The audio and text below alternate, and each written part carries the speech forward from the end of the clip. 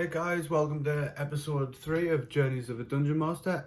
So if this is your first episode, basically what I'm doing is I'm just doing like a video log of like my journey in being a dungeon master. You know, I'm brand new. So this episode I'm going to be talking about my first ever campaign game. So I've ran a one shot 2 weeks ago, and last night I ran my first session of a campaign, and I just want to talk about it so other people have an idea what to expect. So I have 5 players in my game. 1 didn't make it, the other 4 turned up. 1 was slightly late. That's not too big of an issue. I said I was starting at 7 on the dot. I started at 10 past. Can't complain about that. 4 players: cleric, barbarian, paladin, and warlock. Okay, so how did I start? I didn't do the tavern thing.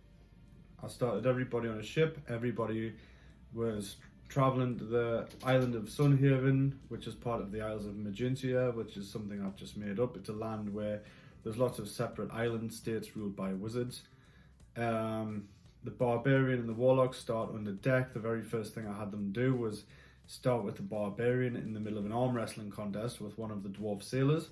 That kind of went down well. It was a bit of an icebreaker. It kind of got some dice rolling before, you know, anything serious happened. And you know, I had the 2 more humorous, you know, players downstairs, and then I moved to upstairs, and we were on deck with the 2 more serious players and the dwarf sailors. So it was a dwarf steamship, and they pulled a mermaid out of the sea, and this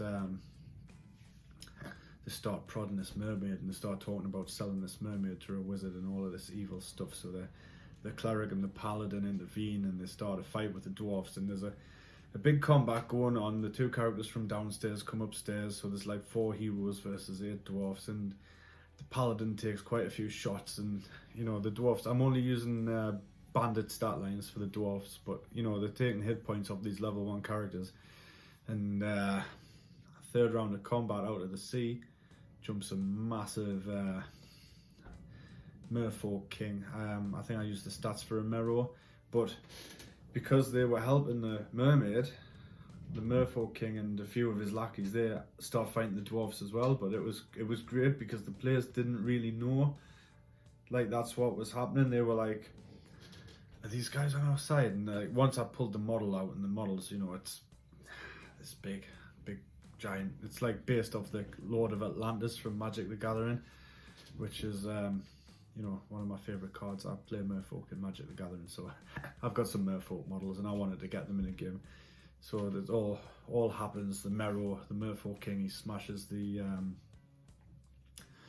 steam propulsion system for this ship, and eventually they beat the dwarfs. The cleric, he like offers up the dwarf who was going to like hurt the mermaid, and passes his persuasion check. Even though he can't speak the same language, he made it obvious that to the Merfolk king that, you know, they were trying to save her. So the Merfolk king grabs her, takes her back down to the sea, and take the dwarf with them. So, you know, that was the first part. Then they land on Sunhaven, and on Sunhaven they're greeted by was he called Lothal?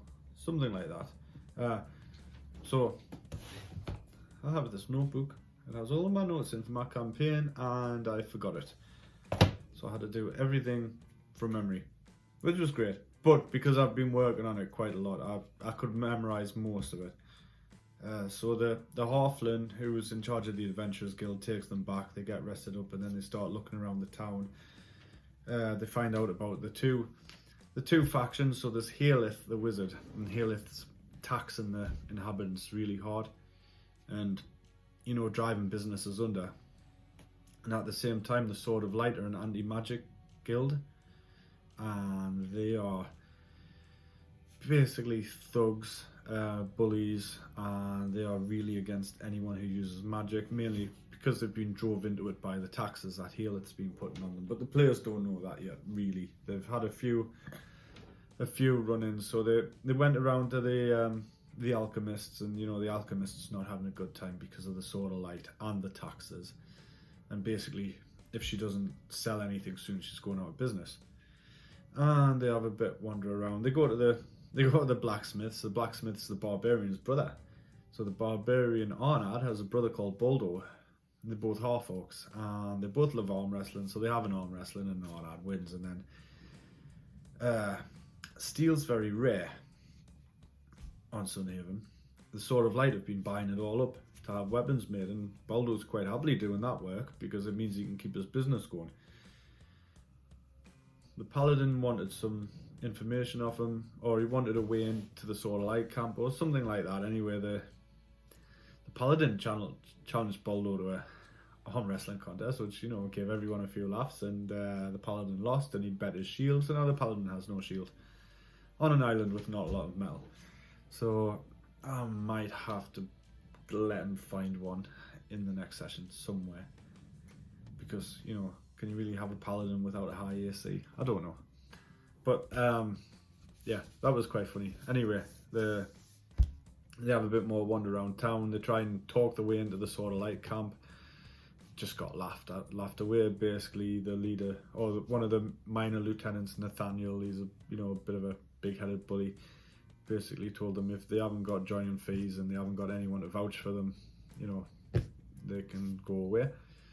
On the way walking around town, a healer comes out of a house, and this healer is basically saying, I don't know what to do, I'm stuck, it's just nothing's working. Anyway, the cleric's like, well, why don't you let me have a look? So they go into the house, and there's a family of gnomes. The father's dead, and the mother, she's on death's door in the bed, and the paladin tries to lay on hands, and lay on hands doesn't work, and then the cleric tries a healing spell, and that doesn't work, and then they find out that Tamnith, the alchemist's brewed this special potion, and it's guaranteed to cure this illness, but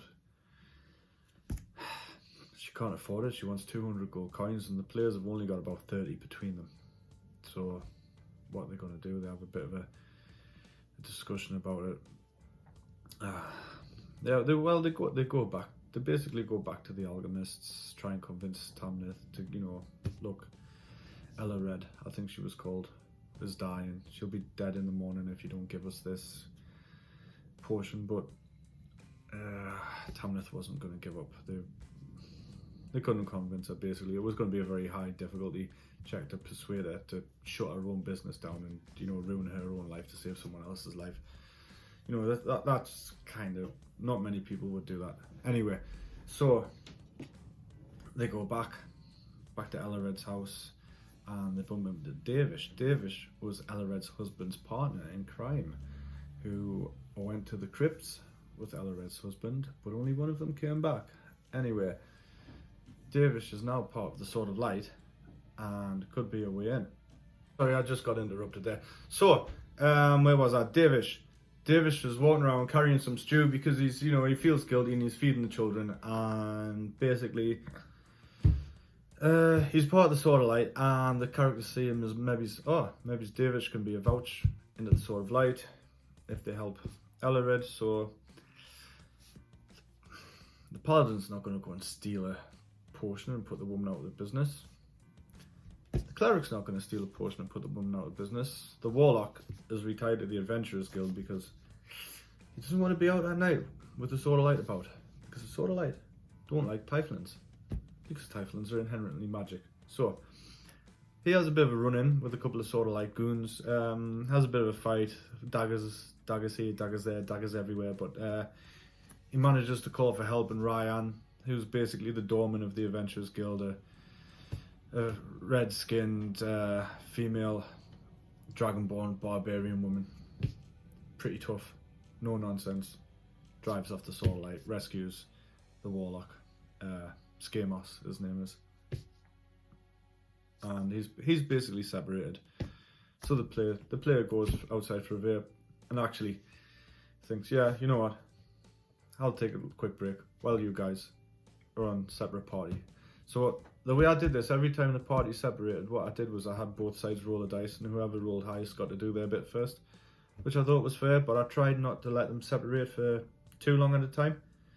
But, the party separation actually worked out a lot easier than I thought it would. I thought it was going to be really awkward and difficult, but it was actually pretty easy. So, what happens next? The barbarian goes to the alchemist shop. The alchemist shop is locked. The barbarian rolls a 20 to kick down the door. The door bursts into splinters.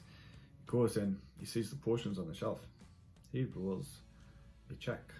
He hasn't got a clue which potion was which. He wasn't paying any attention when he was in there earlier. So he grabs every potion.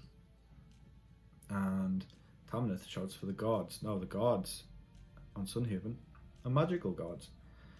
The guards are, well, a guard teleports in front of Arnard, who's currently running away. Arnard puts down the potions and says, I'm not taking these back. And the guards say, take them back. Oh, I'm not taking these back. But you have to take them back. And then a fight breaks out, and the player probably didn't know this, but the guard was brought down to 1 health, and Arnard was also on 1 health. And Arnard finally realizes, maybe I should just pick up the potions and run away. So he does, and the guard, being badly injured, teleports back to the wherever he came from, probably the Wizard's Tower. But I haven't decided that yet. I don't need to decide that yet. But magical guards. So they take the potion back to Elred, and Elred drinks the potion, and everything's great. And Elred gives the cleric, who was the one to give her the potion, despite the fact that the barbarian was the one who risked his neck getting the potion. The barbarian gave the potion to the cleric to identify, and then the cleric gave the potion to the gnome woman. So the cleric got the prize. The prize was a magic sword that Davish brought back from the crypts, which gives you +2 damage against undead. Where do the players want to go next time? To the crypts.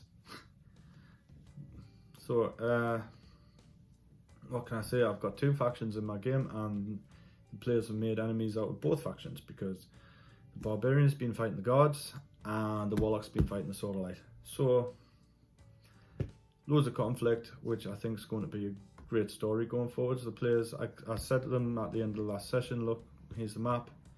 Where do you just want to go? Do you want to try and get into the Sword of Light camp? Do you want to try going to the Wizard's Tower? Do you want to go to the crypts? There's also a stone circle. There's also an Uptown Island, which is like for richer folk. So the way I'm going to do it is I haven't planned anything ahead, and basically wherever they choose to go, I'm just going to make suitable for the level of the characters at the time. So the characters are going to be level 2 for the next session. I'm doing milestone leveling. So they're going to do 1 session at level 1, 2 sessions at level 2, 3 at level 3, etc, etc. Probably be a fairly low level game. Everyone's fairly new to the game, including me, so we'll keep it as simple as we can. So they've chose the crypts, so that means the crypts are going to be a level 2 adventure. I'm going to have to get out some undead, see what I can find, think of some traps, I'm thinking oozes and slimes, that sort of thing. But if anyone has any questions, ask away in the comments. If you like this video, please press like and subscribe, share it with your friends. Any help I get would be great to let other people see these videos, and thanks very much for watching.